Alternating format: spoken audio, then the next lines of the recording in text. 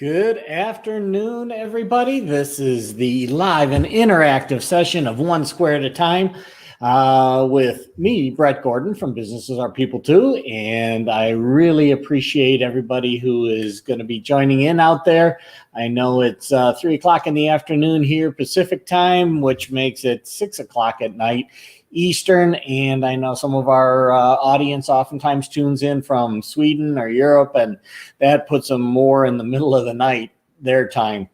But my co-host that's normally on this show with me, Brandon Croucher, has been feeling under the weather for actually a number of days. He and the rest of our Delight Cafe team were out here in Vegas earlier last week.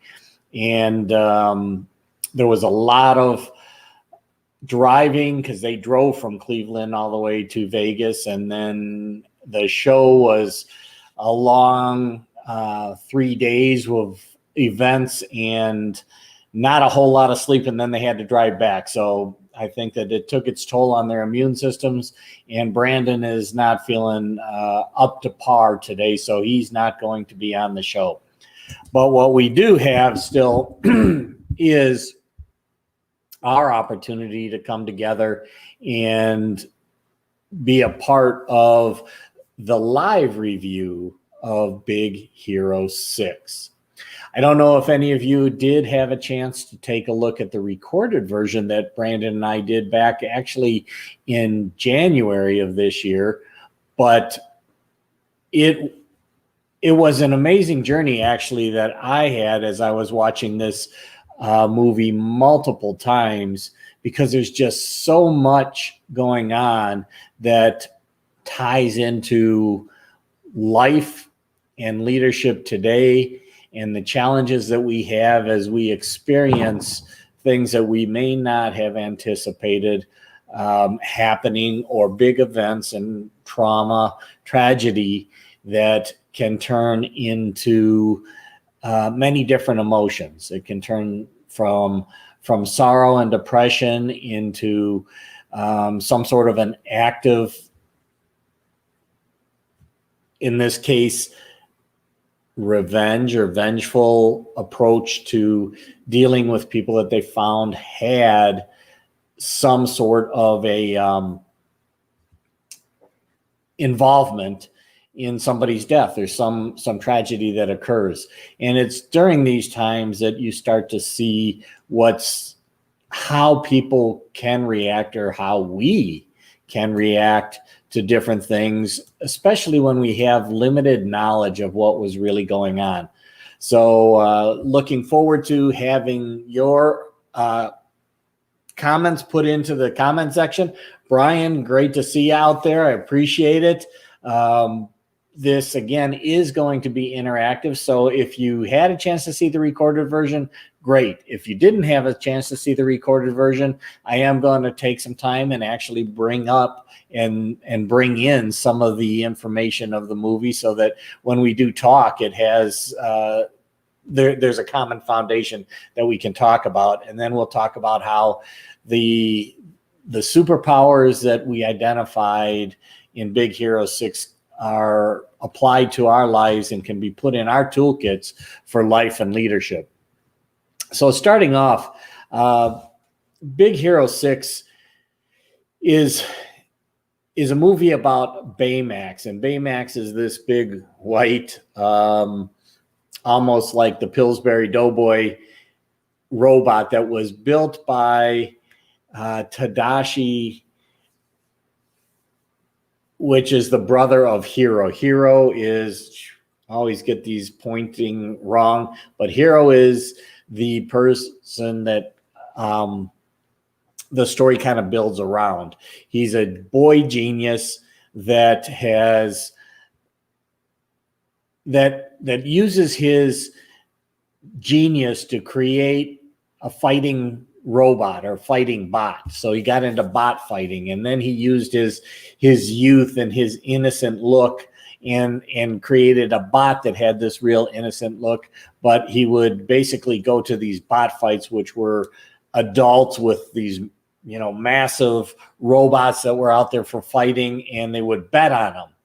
And Hiro would basically sucker these guys into thinking that he was just a kid and that they could take him. And then he pulls out a wad of money, and then he turns his bot and himself into this demonic, well, really the bot turns into a demonic robot that just destroys even the most intense and largest robots. And Hiro thinks that this is absolutely the best way of, kind of using his brain and in order to make money and not have to go to school, not learn anything else. He's got enough knowledge. He's able to have fun and make money.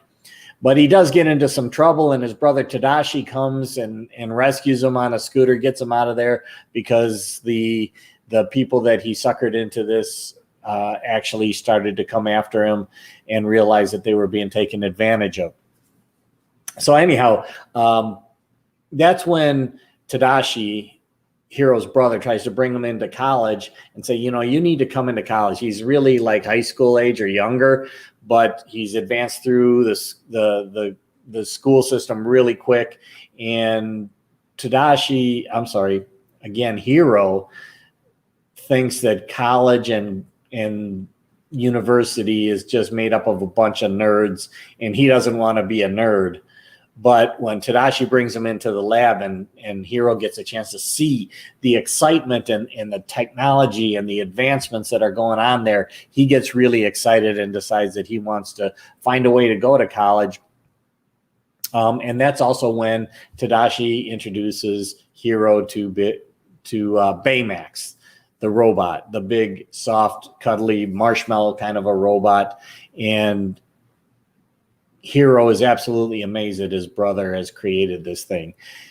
Baymax is actually a personal healthcare companion made to be very empathetic, caring, logical, and very literal. And these are the types of things that really come out oftentimes in life. Hey, CK, nice to see you out there, and looking forward to interacting with you during the show here. So Baymax was developed to help people and to really be this healthcare companion that is empathetic. But because it is very literal, when you say something, it takes the definition that it understands and tries to respond and apply its support for you in a very direct manner. And oftentimes in life, what we find out is that the literal meaning of many of the things that we say can be interpreted many different ways or perceived many different ways by other people. And it's really through that communication or potentially lack of communication where we run into some challenges. And even in this movie, we see it happen many different times where a person would say something and Baymax would try and address it directly, but the meaning that the person had was not as literal as the way that Baymax found it. Now, we have this in business and in life where oftentimes we communicate with somebody. We think we're communicating with somebody. We use our language to say something, but in the back of our mind, we have our own preconception of what it is that we're saying. But that person on the other side may not perceive what we said in the same way. So we have to be very careful about the words that we choose to use and the assumptions that we may have behind the words that we choose versus the perception of somebody who's out there that may be on our team, maybe in our family, maybe a friend, but they actually receive a message different than what we think we're communicating. And as a result, we are not really communicating. We are talking, they are listening, but there's not a real communication because what we're saying is not being perceived in the way that we thought we were meaning the words that we were saying. And that type of confusion, that type of parallel perceptions happens all the time in life. And sometimes we get very frustrated. We get upset because people don't understand. We don't see or believe that they are understanding what we're saying. And they probably aren't. They're not perceiving it in the way that we had. And we've got to be very careful in how we do it. One of the things that really comes up in today's world is through texting, emailing, communications, because you don't get the opportunity to see the person and see the emotion that you oftentimes see. I mean, communication is actually about 75 to 80% in the tonality of a voice and in the way that the person is expressing themselves physically. The words are about 15% of communication, and that's 15% or less of the communication that we have. And yet that's where we believe that, when we're texting, we're actually able to tell our message to somebody in a way that they're going to receive it the way that we expect. And there's a lot of miscommunication. There's a lot of arguments that people have on text. If you ever watch boyfriend, girlfriend arguing on text, it's like craziness. And what they're saying and what they're writing and what the other person is perceiving are oftentimes completely different and magnify the difference as opposed to trying to resolve it. So be very careful in today's world in how we communicate, because what we literally write and what is emotionally perceived are most often two totally different things. So if you do have an opportunity to communicate, just like we do on the shows here, being able to see me and ultimately in the future, when people want to come on, me being able to see them is going to enhance communication by probably 75 to 80%.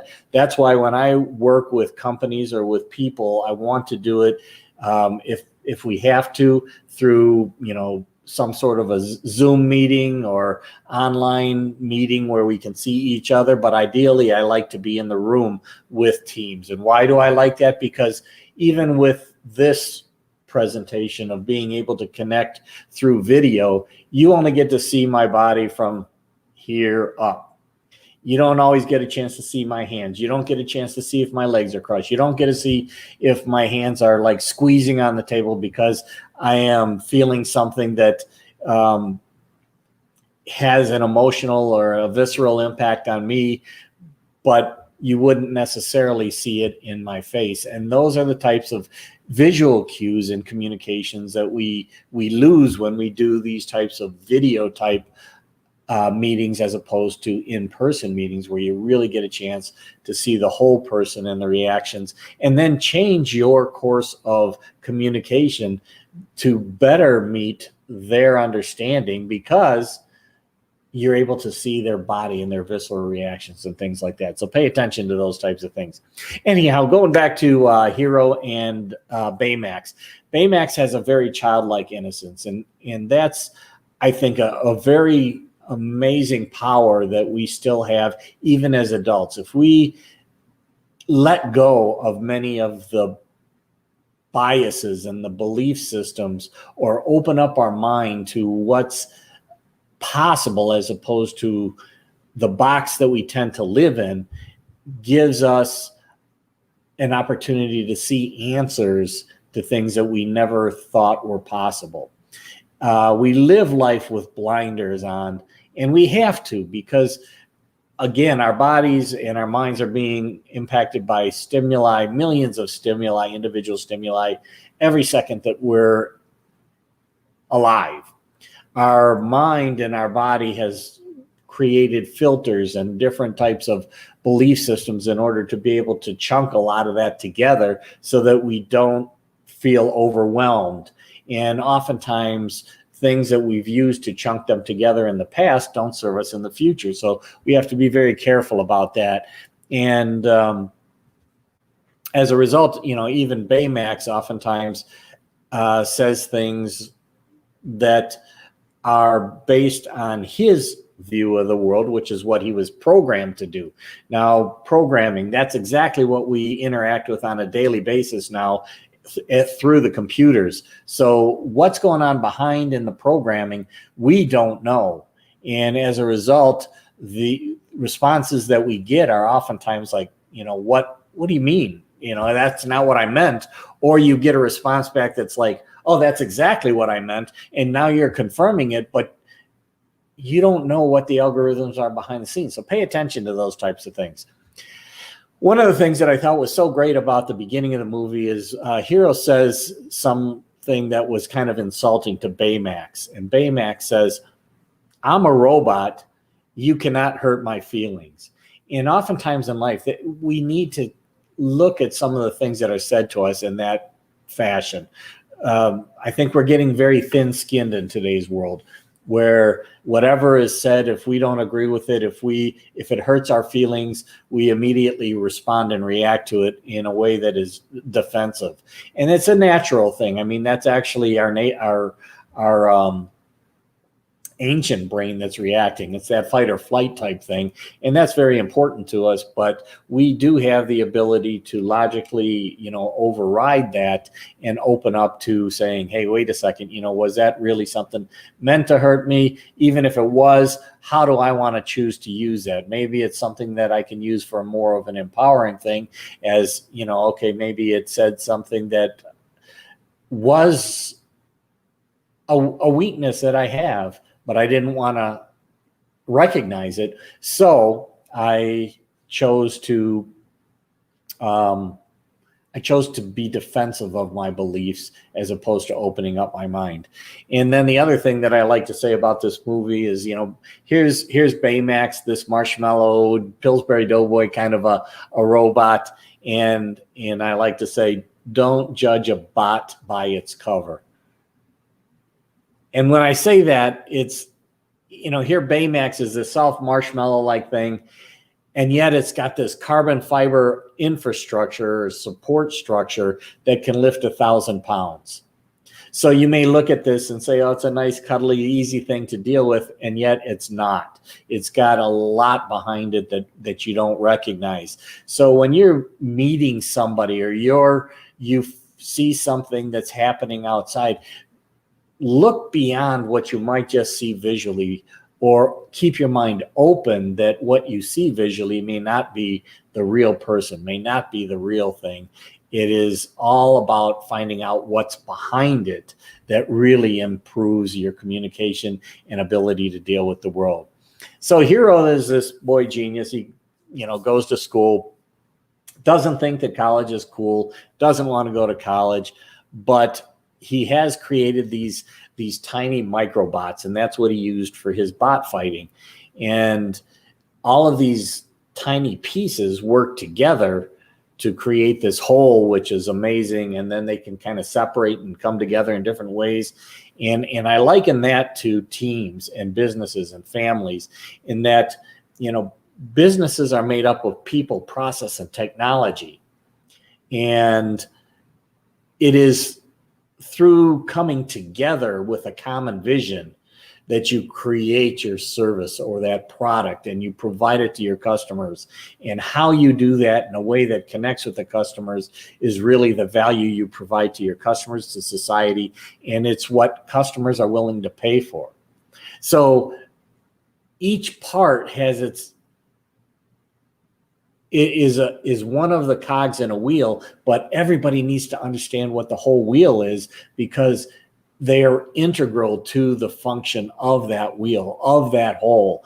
And never underestimate, or, even if it's somebody that is a janitor in your building supporting your people, there is a very important reason that they're doing what they're doing. They're creating an environment that your people enjoy, an environment that your team comes into and sees as clean and isn't cluttered and things along those lines. So appreciate the janitors of the world, appreciate the data entry people of the world, appreciate the people that are on your assembly line that are putting the parts together. Oftentimes we tend to look at them as robots, or businesses tend to look at them as robots, and don't recognize and that each individual person is important to their business, and there are emotional things and things behind those people that need to be treated and need to be recognized, and you need to support your people on the line as much as you need to support your leadership team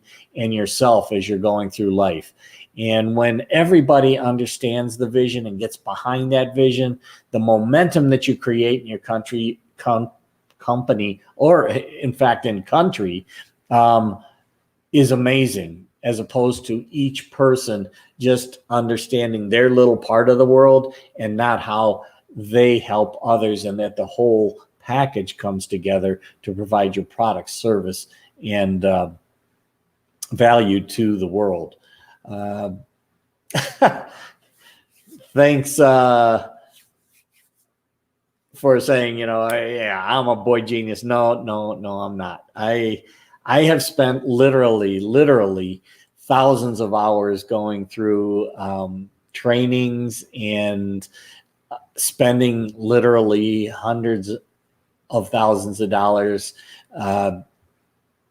myself, as I've progressed from being the officer in the Air Force, where I had tons of expensive training and things like that, to being in corporate America and leadership training, and then taking it into more of the personal development life training, because you cannot separate life from business. You cannot separate your people's home life from what they're thinking and doing and responding to at work.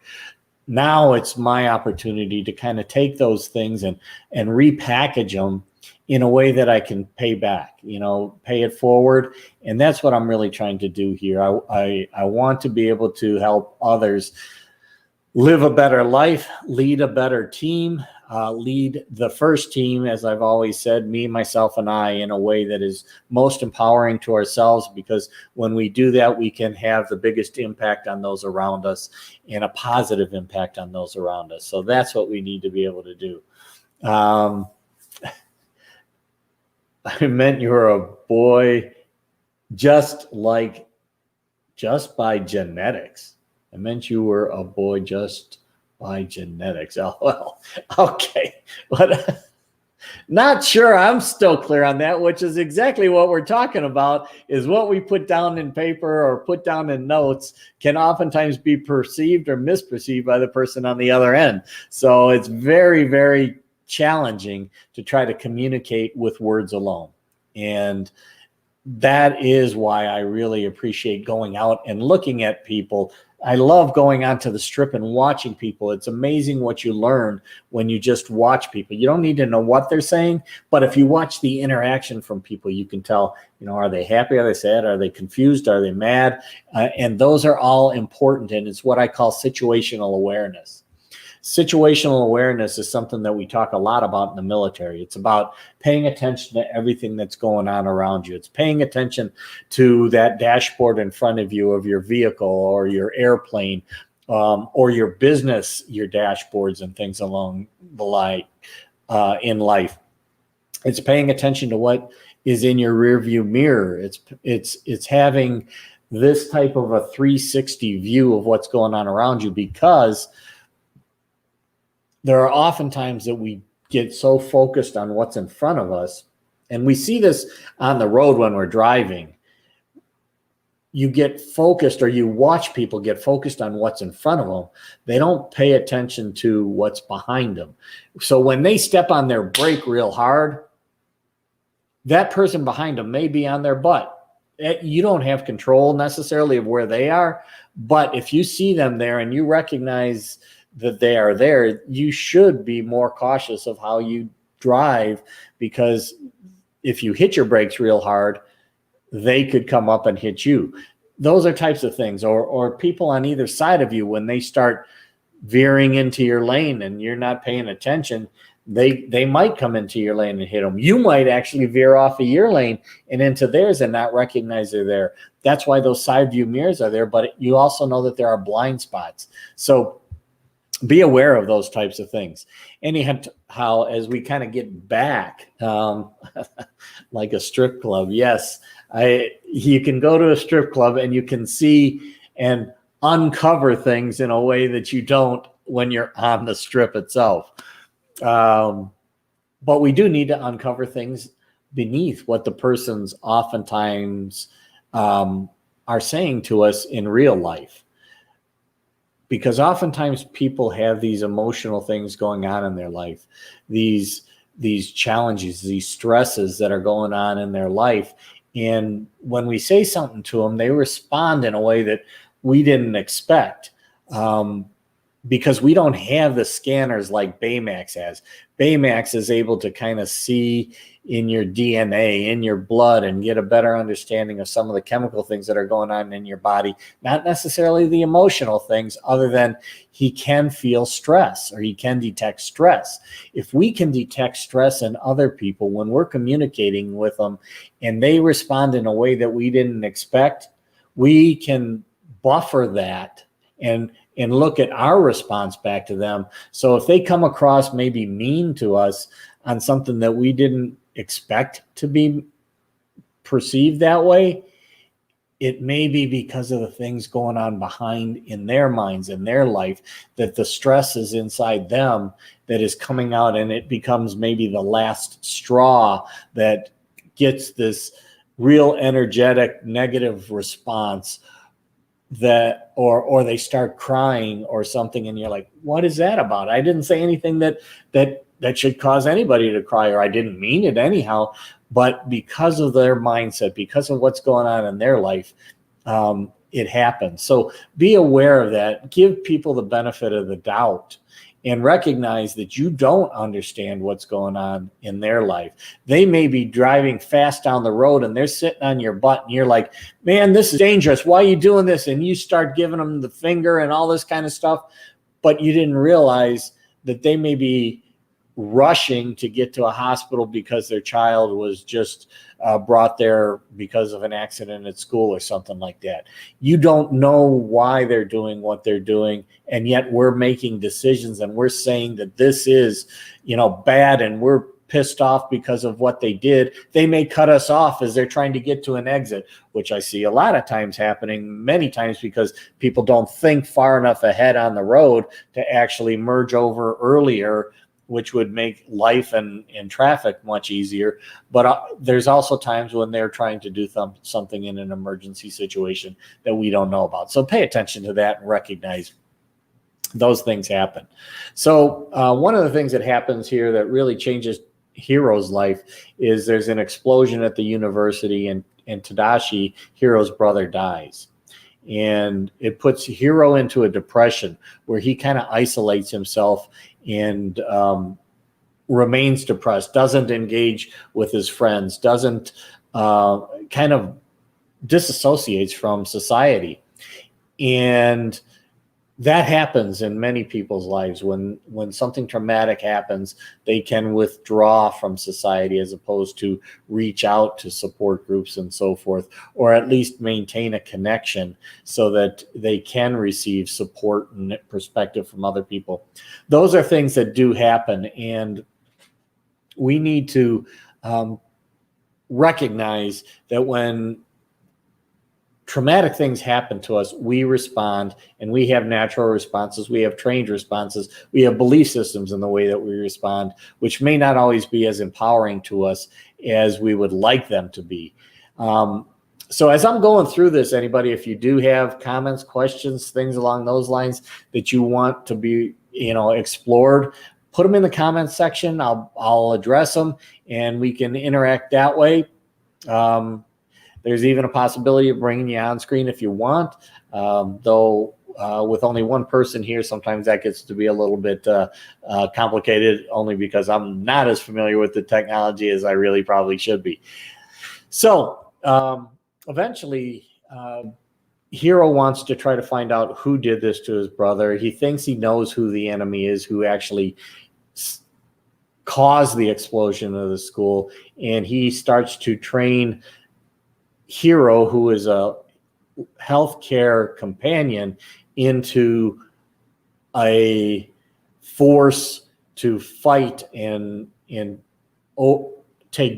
eventually take vengeance on who Hiro thinks is the enemy and cause the problem. Now, this again is one of those things where if you don't have all the information, oftentimes you make assumptions that there's somebody out there that was trying to hurt, and those are not really the enemy. The enemy is something else, but because we got fixated on it, we keep going down this direction, but it's like going down a dead end and then realizing when we get to the dead end that maybe we should have made a turn at the last corner that we came to.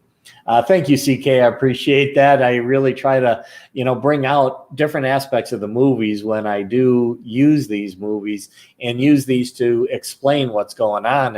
And what we're going to get to here is a couple of things that I thought were funny in the movie, but also understanding how the rest of the team plays out. So Baymax, Hiro is teaching Baymax to do karate. He didn't originally have any kind of weapons or anything in the armor that he was providing for Baymax, but he was trying to teach him to do karate. And Baymax couldn't do the rapid motions and things like that just because he's a robot and he wasn't designed to do that. Excuse me. And then Hiro tries to teach Baymax a handshake, a motion that Hiro and his brother used to have. It was like the fist bump and then psh, psh. But Baymax couldn't say psh. So Baymax goes ba la la la, and that became like a motto that Baymax could communicate with, that actually was trying to go along with what Hiro is trying to teach him. But because we don't always speak the same language, we have to recognize that sometimes when other people communicate that same message back to us, it may sound different. And we see that actually. Brandon can't say that either. I agree. When we were doing the first show, it was like blah, blah, blah, blah, and yes, that happens. And one of the things that I've found real interesting, I don't know if anybody has interacted with people from India, but in America, when we say yes, we shake our head up and down, yes. And we say no, we shake our head to side when we say no. But in India, when you say yes, you're actually kind of doing one of these numbers. And from a Western perspective, we're like, they're saying yes, but they're kind of shaking their head like no. That isn't what they're doing. They're actually giving the same signal that we have by shaking our head up and down. But in their culture, it's more like almost doing an infinity sign, or kind of, a little bit of head wobbling. But that is their way of saying yes. And oftentimes that can be confusing when you first experience it, because you're like, wait a second, they're agreeing with me, but they're kind of doing, their head says no. And those are the differences in culture and different modes of communication that oftentimes get in the way of communication as opposed to improving communication, or are needing to understand other cultures, other backgrounds as people are saying things to us. There are also hand communications that we may use in one country to indicate that everything is okay, like this. In America, normally, okay, everything's A-okay. But if you do that like in Italy, it's like calling somebody an asshole. So you have to be very careful about what you do as you start crossing cultures, because what you think might be a very nice gesture could be perceived in a very negative way in other cultures, because they have different meanings behind those signals. So be aware of those things. They're very, very important to pay attention when you're doing that. And the same thing goes for the sounds that we use, the hand gestures. For instance, in the US, oftentimes when you are calling people to come over, you're like, come on over, like this.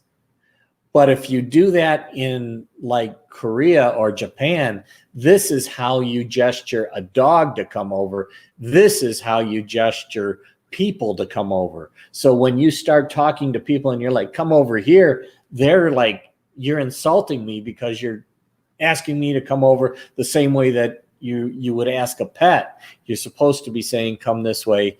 And these are the types of things that really have major impacts on not only communication, but also the person's perception and how much they're going to go out of their way. I found that even though I was overseas and I couldn't speak Japanese or Korean, or I knew very little, what I actually learned were the polite terms and some of the cultural niceties, because when you do that, people recognize that you've gone out of the world, you at least understand them a little bit.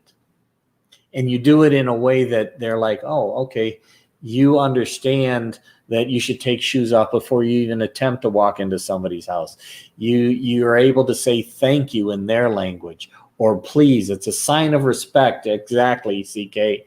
And when you do that, your ability to start to communicate, even though you don't have the same words, opens up, because they're like, okay, I'm going to take the extra step to try and understand what you're doing, to use symbols, signals, things along those lines to communicate, because you have done something that indicates to me that you believe that I am an equal. You believe in understanding others, even though you're coming from a different culture. So pay attention to those types of things. So after Hiro and Baymax originally go out and try to fight who they think is they actually fight the enemy defeats them. Baymax comes back with Hiro, and Hiro puts on a different uniform, or Baymax 2.0. And this is something that, we see happening in life all the time. We get Windows 7, Windows 8, Windows 9, Windows 10. Now Windows 11 is coming out. Each time there's something improved on it or perceived to be of value to the audience. And those things happen as life improves. But what Hiro was actually doing is he started to put weaponry into the robotic suit that he put over Baymax in order to have stronger impact on the enemy.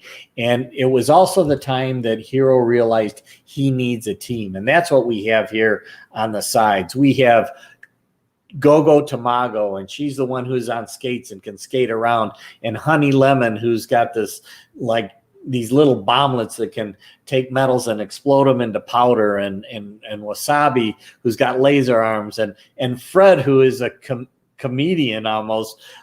He's got a special suit where he can jump around, and Hiro created these so that they could take advantage of the natural talents of the people on the team. This is what we need to do in life with our families and in business. And that's why I use a specific model to do a quick assessment of people's natural geniuses, their natural talents, because when you can align natural talents to the roles that they play in your team, in your family, in life, everybody gets to be in flow. Everybody's enjoying what they're doing because you've now aligned them with what we have as our natural tendencies, our natural energies.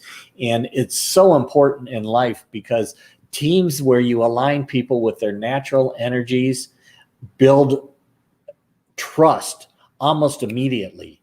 And when you understand that one person thinks one way and another person thinks another way, you eliminate a lot of that fog that occurs in communication, where people can get into violent agreement, not violent disagreement, violent agreement. Both people are really going for the same mission. Both people are talking about how to get there, but they kind of pass in the night in terms of the way that their communications are. And oftentimes they argue about it, even though they're trying to get the same thing. Understanding what a person's natural tendencies and natural energies are, aligning them in those directions, and understanding how each one relates makes a team immediately 100 times more powerful, because you're not going through a lot of this distrust or miscommunication that oftentimes exists in businesses for years, because people never really understand where the other person is truly coming from. So now we've got this great team that's out there. They recognize that who they thought was the enemy actually isn't the enemy. The person that actually set the the bombs or explosions in the university that ended up killing Hiro's brother, Tadashi, was the professor of the department that Tadashi was a part of, the one that Hiro wanted to be a part of, because this professor wanted to take Hiro's technology, the microbots, and build them into something that he could use to his advantage. And he had this enemy that he was trying to go after. So he actually, tried to cover up the evidence by having an explosion. And that took the life of Tadashi. So now Hiro is really, really going out for vengeance, because he had this belief that somebody was helping them, and it ends up hurting them. And we have those types of things that happen in life too, where we believe in somebody or something, and something might have happened in their background that changes the way that they are interacting with us now. And it appears that, they may actually be attacking us, or they may be attacking some things that we believed in strongly. And as a result, we start to take on a defensive position, or we start to become more aggressive, and we still don't really understand what's going on behind the scenes. And over the course of the rest of the movie, what we end up finding out is that the professor felt this way and did what he did because he felt that an experiment that had gone wrong actually took his daughter's life, and he was out to get the guy who was part of his partner that he tried to say was the one who caused the problem in the experiment that killed his daughter. So now you get a back of the scene type of a thing that comes out, and it's like, oh man, all of this stuff about misrepresenting what is happening is because we didn't know the backstory. If we knew the backstory, maybe we could address the situation in a different way, and recognize that we don't have perfect understanding. We don't have perfect information in front of us. Artificial intelligence doesn't bring an omniscient or all-knowing power to our fingertips through our phone or whatever. It actually is biased. You don't know the backstory. You don't know the coding behind it. So when the answers come up that you think are the truth, they may not be, because you don't know what was going on in the programming that brought those answers in front of you. What movie character do I connect with best? I connect a little bit with everybody in there. I do like Fred and his kind of laissez-faire approach to life, or trying to be happy, and I do like, and as I always say, I want to maintain that childlike aspect of my life, which is why I love these movies. I love Disney movies. I love Avengers. Those Harry Potter, those types of things to me resonate. So that's kind of my Fred in life. At the same time, I try to look at things a lot like Tadashi, in that I like to do detailed analysis. I would love to come up with, new ways of doing things. And this is why I'm communicating now through this mode of communication, which is something I never thought I would be doing in the past. I never had a fear of speaking in front of people, but I never really felt that I would be communicating in this way. And at the same time, you look at some of the other characters in the movie, and sometimes you even, kind of relate to the villain, because you feel like you've been misunderstood, or you've had some trauma behind you, and now you're trying to lash out at society and blaming society or blaming the situation for how you're feeling. But you know what? The only person that really has control over how you're feeling is you. So yes, events like this happen. Traumatic events happen in people's life.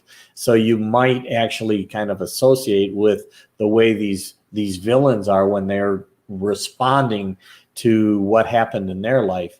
But whether you're happy or not, whether you're empowered or disempowered, is really on your interpretation of what's happening around you. And that's why I think it's great to be able to take on a little bit of each character, a little bit of those people that are around you, and bring them together, but recognize that how you bring them together is your choice.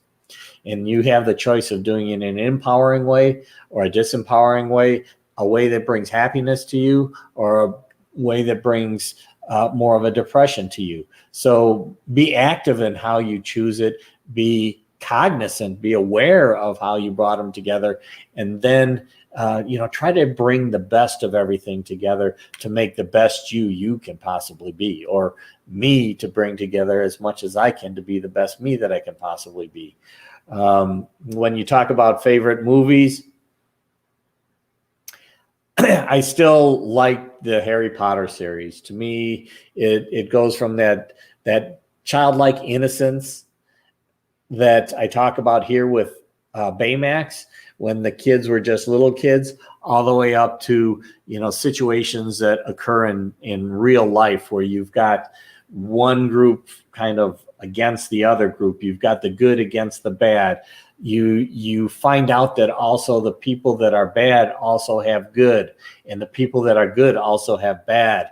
Mulan is another great movie, CK. I do like Mulan. In fact, I like the original Mulan movies in the animated form. I wasn't as impressed with the remake where they used real live people to be Mulan. I think the storyline and the humor that was brought into the Mulan animated flicks resonated with me more, and that's why I love Mulan from that perspective. I think that comedic breaks are very important in life. When you get into intense situations, or you're going down a particular path, and there's some way to bring in some sort of a comedic interruption, a comedic disruption, can oftentimes break you from following a path that may not be as empowering as another, and open up your mind to other things. And that's what you really need to see.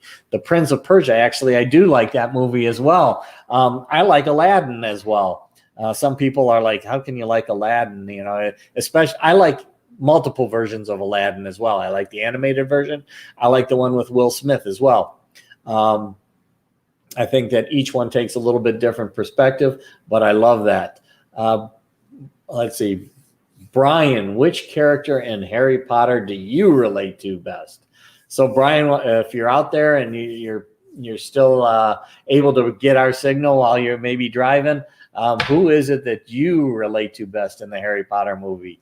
That's coming, I think, from Brandon. So we can always bring all this stuff together, because actually there are so many different components of these movies that are cross-contextual or crossover from movies to other movies where they're presented in a different way. And that's why we use these different movies, because it's oftentimes the same message, oftentimes the same superpower, but it's presented in a different way that then connects with you where it may not have connected with you in another fashion.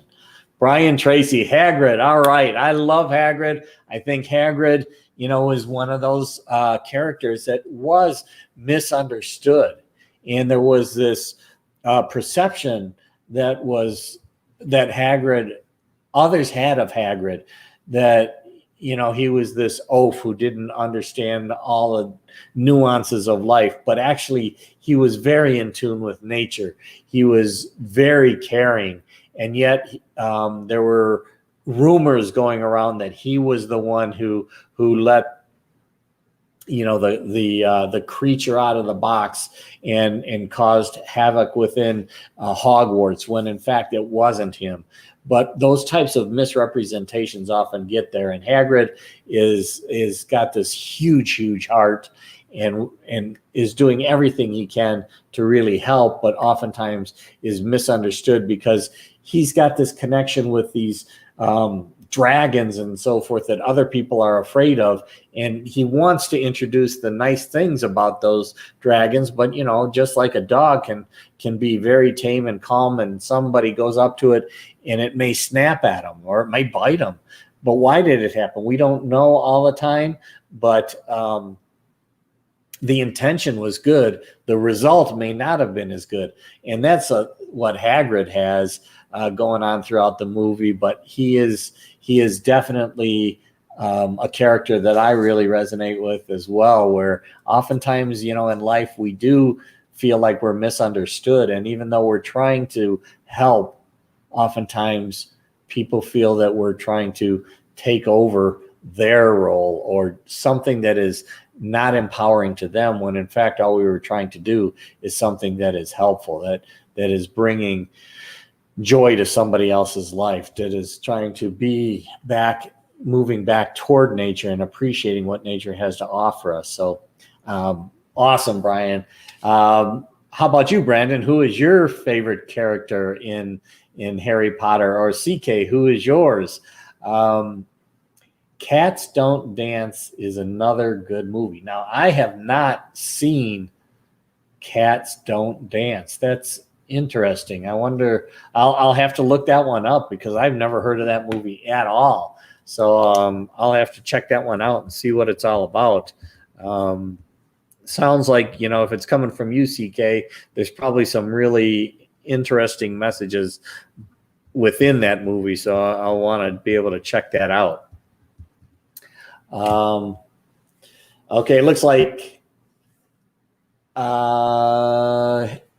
Brandon is saying Harry, but that's only but that's the only name I know. Yeah, Brandon is not exactly the movie buff that I am, especially when it comes to these types of movies. So when we do our show, Brandon has oftentimes, that's the first time he's ever seen the movie, and he's trying to, gather everything in and bring out a message, where I've had the benefit of possibly watching these movies many times over. I mean, I swear I've watched the Harry Potter series, especially the beginning 2, 3, 4 movies, probably 20, 30, 40 times.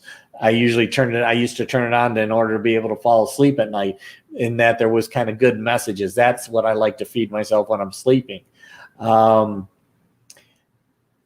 CK, it's a Disney movie. Oh, so Cats Don't Dance is a Disney movie or a Pixar movie? Then I'll definitely be able to maybe find that, because I do have a subscription to Disney Plus, so I'll take a look and see what's out there. Brian is saying that Brandon is actually Dobby, and Dobby's a great character in Harry Potter. Dobby is the house elf, and with the house elf, again, a character that when you first look at him, you feel that he's being deprived of his life because he can only wear old things. If anybody gives him clothing, he actually can go from being a servant house elf to a free house elf. So his current, or the owner of him, for a good part of the movie, treats him like crap. And but all Dobby really wants to do is do good and help people, and try to get away from the person that he's controlled by, which is somebody that has malice in their life and malice in their intent. So I think Brandon actually is a really good, or Dobby is a really good character to kind of describe Brandon and what Brandon is trying to bring to the world in terms of good through Delight CBD, Delight Digital Cafe, and oftentimes being misunderstood as he's trying to do it, and oftentimes having to live a barren life as we're trying to launch businesses. And that's not unusual for people trying to launch new businesses or do good things, is that we oftentimes are underfunded, and trying to get that funding is really important to being able to expand our approach or touch. CK is saying, yes, it was one of my girls' favorite movies when they were small. I'm assuming that you're talking still about Cats Don't Dance. Oh, there we go. And you're giving me everybody out there. Oh, Scott Bakula's in it. Okay. So I'll definitely take a look and see what that's about. Brian Tracy saying I'm Dumbledore. Thank you. I wish I was able to do what Dumbledore does. If I can do it in any small way, I definitely will. And I definitely want to try to impact as many people through education, which is kind of like what Hogwarts was created for. And that Dumbledore was responsible for, is really trying to bring a great knowledge to those who have powers that they don't really understand. That's what the School of Wizards and Witches was all about, is the children had powers, but they didn't know how to use them. They didn't know what other things they could do with them. And that's what Hogwarts was created for. So Dumbledore was one who tried to bring those things out. And that's what we try to do here through One Square at a Time. Gavin is Hermione. That's an interesting choice for Gavin. Hermione being this very precocious child, and Gavin, when he's on the show, he shows maturity beyond his age. He comes up with these wise things that you wouldn't normally think from that perspective. Okay, so I got Brandon saying that if he was to pick a movie, it would be Van Wilder, the story of his life. There's only certain scenes in Van Wilder I remember, and I'm not going to talk about them here because they definitely go in a totally different direction. CK, Hermione was my favorite character. I love Hermione. In the review that we did of the first character that we did of Harry Potter was Hermione, and it was really talking about the power of questions, the power of being inquisitive, and the power that feminine energy brings, and the fact that through the Harry Potter books, J.K. Rowling really brings out strength in the female characters, which are great from both a child recognizing that a girl has tremendous powers, as well as when they get to be adults, that they have tremendous powers, and the power of being able to use intuition and listen and care, and what that means. And it's not all about being weak by any means. Actually, as you are vulnerable, you open up strengths that you didn't know you had. Brian Tracy saying Jessica is Hermione. I would go along with a lot of that as well. CK, I love the movie X-Men. Yeah, X-Men's another one that I've watched all of them, and I love Wolverine because I think that there's a intensity behind Wolverine, but then there's this heart behind Wolverine that oftentimes is not seen, and people look at him in a very aggressive person, but oftentimes that aggressiveness is really just trying to protect others too. It's the way he tries to bring out his big heart. And there's many other characters, and we'll go into more of those as well, because I think there's a lot to be learned from the X-Men series as well. Brandon saying that if I have to pick Disney, I would say he's more of a Pocahontas, another movie that I like, and one where oftentimes you get a chance to see things from a different perspective. So another movie that we have an opportunity to see. Now everybody's bringing something in. Brandon and Gavin are the Weasley twins. That kind of ties really well together, especially after being out here in Vegas. I could see how those two could end up getting into the kind of mischief that the Weasley twins did. And Brian Tracy talking about, I get it, relate to Sirius Black a lot. There's another one who's a misrepresented person, and not knowing the backstory of what was going on really makes a big difference in how you perceive them and what they do. CK is talking about Rogue and Wolverine. Again, the backstories of these characters is where you really gain a lot of insight into their lives and how those can bring insight into your life. So I agree 100%. Brian, can Gavin and be Will Smith and Martin Lawrence in Bad Boys. Yeah, that's a possibility as well. I can see the comedy and the interaction be along those. Yes, Rogue is an empath, so you identify with her as an empath.